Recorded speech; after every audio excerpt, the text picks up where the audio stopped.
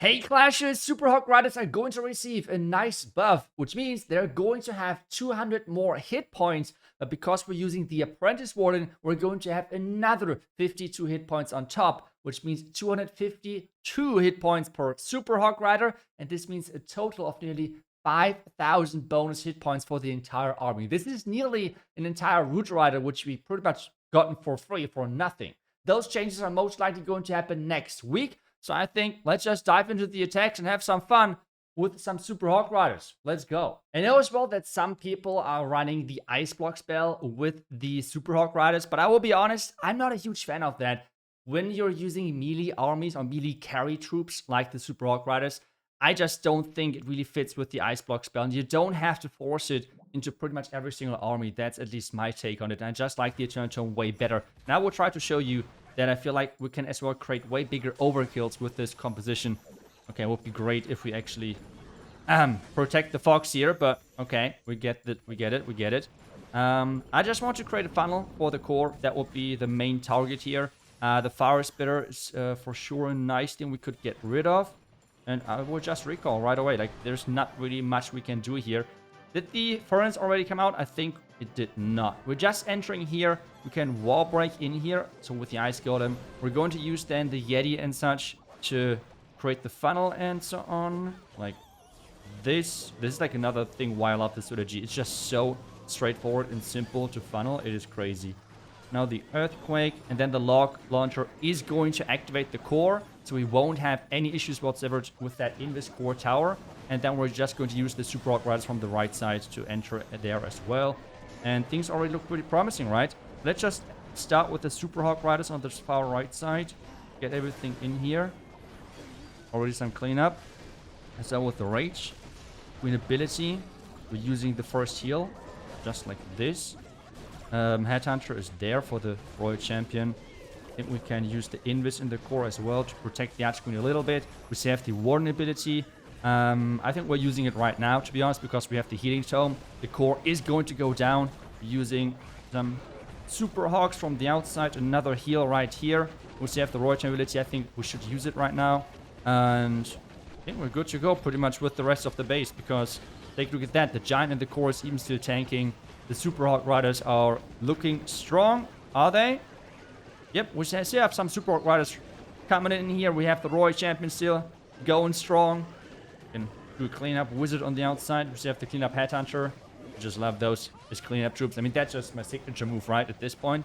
So we use one of them normally and one of them just for trolling purposes. But it's going to be a nice 3-star. Not the craziest overkill, but trust me, we can create crazy overkills with this approach. And as I said, I have tested this now a lot with the Ice Block, and I just think if you are running an army which is using one troop as the DPS and as the tank at the same time, I'm just not a big fan of the Ice Block. It works amazing for Super Witches, for example, where you can freeze the giant skeletons and make sure that the Super Witches can still deal the damage. It works really great for Warden charges and such.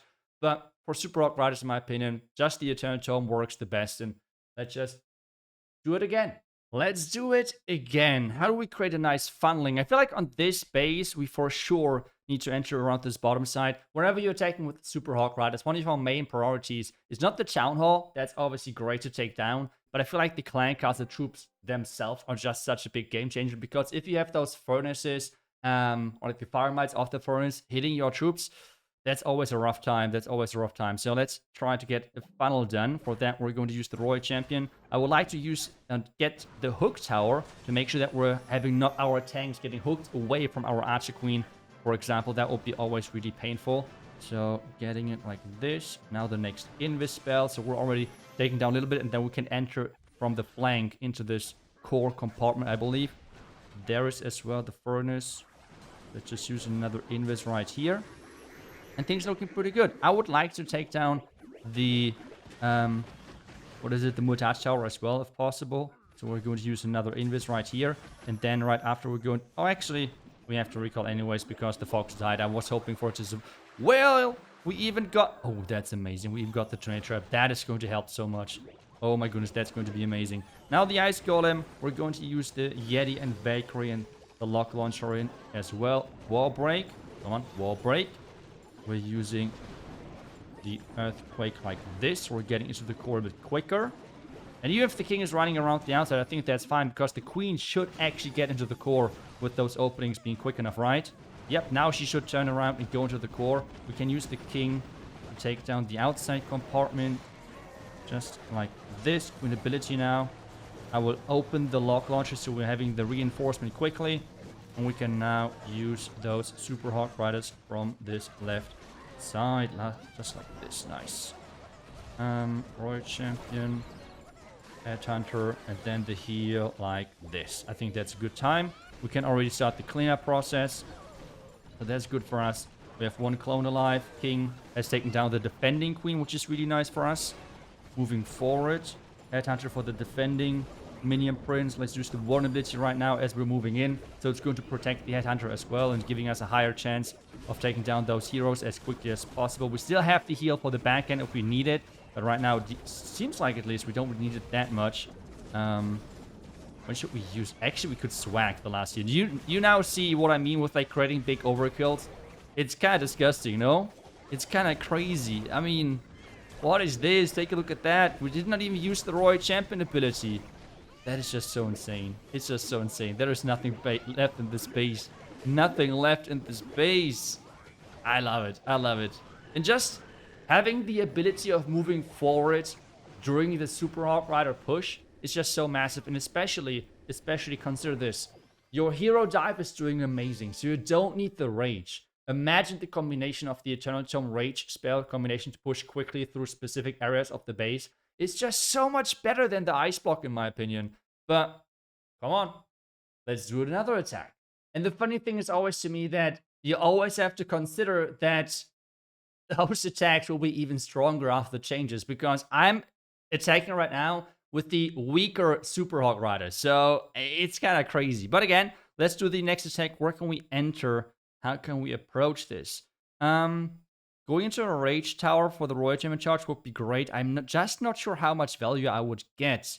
So I might just go in over here and see if I can create a bigger and better pathing and funneling for the hero dive. Let's see and hope it's going to work.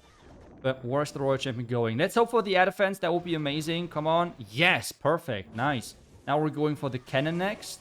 And then for the monolith. And then we can enter really nicely into this bottom side with the heroes into the Rage Tower, so we don't have to take down the Rage Tower with our what is it?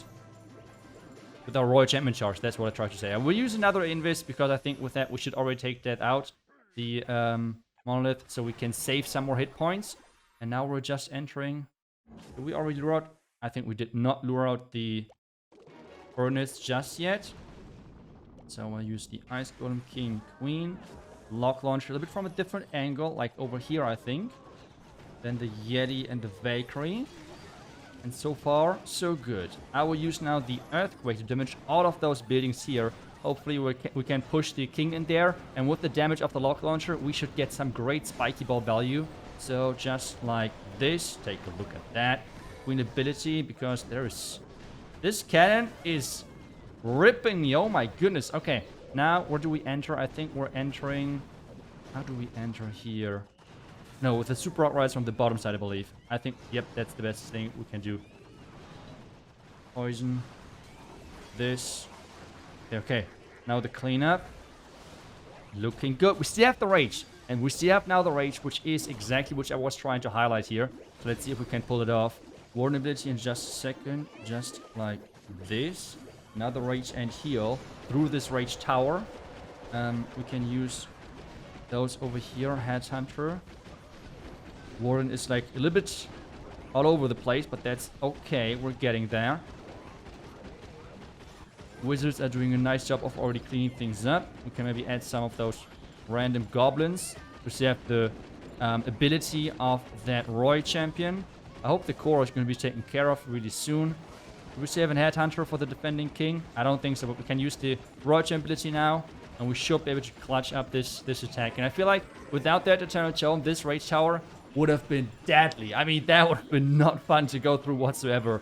But instead now, we can quite nicely and easily clear out the rest of the base. We even have some Yetis alive from our initial hero dive. And this is going to be a nice 3-star for us.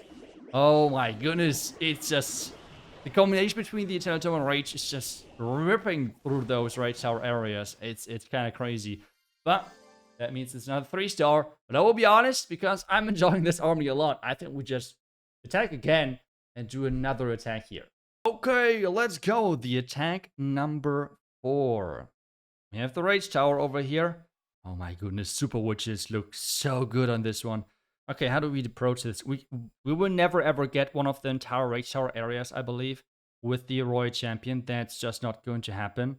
So I think instead we should try to take down this bottom side, maybe. Yeah, I think I would just switch things up over here. So, like this. Let's see where the Royal Champion goes. We just try to push towards the... towards the Fire Spitters. That would be the optimal thing. Let's hope that she's going to go there. I mean, let's see how things are going to unfold. Looking good. Invis. Taking one monolith shot is not the worst, not the best either, I assume. But we should... Yep, we're getting there exactly where we want to go. That's perfect for us. Invis. So we're redirecting for the Fire Spitter. We might be able to get the second Fire Spitter as well. We have one more Invis. Except if we're attacking the queen, the king, Royal Champion, please stop it. Did I miss up the timing? No, I did not. That's perfect. Okay, now recall. Nice, let's go. That value already was amazing. Now the next step for us is using the queen like this. Lock launcher, Ice Golem, Yeti, Valkyrie. The king might run around, to be honest. I'm a bit scared. Yeah, I think the king is not going to go into the core, but as long as he's following and pushing everything else in there, it should be alright. It should be alright then. Let's add one headhunter here to the... Actually, my king is going in. That's amazing. Oh my goodness. Perfect.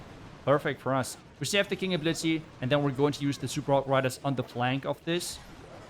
But this so far is looking great. King ability, the Rage Tower went off, so we're going to start now with those. I will use the Rage here to take down the town hall, and now we're quickly starting with our Super Hog Riders over here.